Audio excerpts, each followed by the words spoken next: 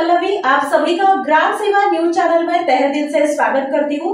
ग्राम सेवा news channel Maharashtra में Bhiwandi, Shirdi, Surat, Nashik, Solapur, Bangalore in सभी शहरों में गुजराती के साथ साथ मराठी, तेलुगु और हिंदी माध्यम के द्वारा प्रसिद्ध हुए। आज ही ग्राम सेवा न्यूज चैनल को सब्सक्राइब करें, शेयर करें और लाइक करें। भारताच्या 78व्या स्वातंत्र्य दिनानिमित्त मुख्य शासकीय ध्वजारोहणाचा कार्यक्रम संपन्न झालाय। भारतीय स्वातंत्र्य लढ्याचा इतिहास हा सोलापूर जिल्ह्यातील स्वातंत्र्य लढ्याचा उल्लेख केल्याशिवाय पूर्ण होऊ शकत नाही।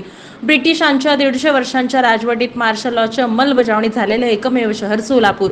यामध्ये सोलापूरचा स्वातंत्र्य लढा हा भारतीय स्वातंत्र्य चळवळीतील एक ऐतिहासिक लढा होता, अशी माहिती जिल्हाधिकारी कुमार आशीर्वाद यांनी दिली। भारताचा 78 आणि स्वातंत्र्य दिनानिमित्त जिल्हाधिकारी कार्यालयाच्या प्रांगणात शासकीय ध्वजारोहण जिल्हाधिकारी कुमार आशीर्वाद यांच्या हस्ते संपन्न झाले। यावेळी ते मार्गदर्शन करत होते।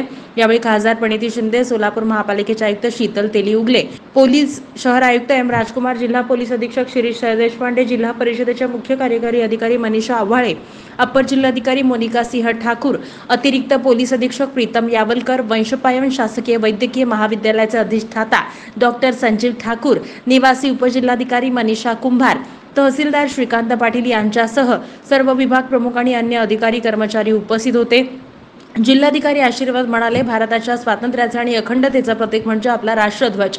आपल्या देशाचा तिरंगा हा आपल्या भारतीयाचा अभिमान। प्रत्येकाच्या मनात याबद्दल आदर आहे। हर घर तिरंगा या मोहिमेतून राष्ट्रीय भावना जागृत ठेवण्याचे कार्य केले जात आहे।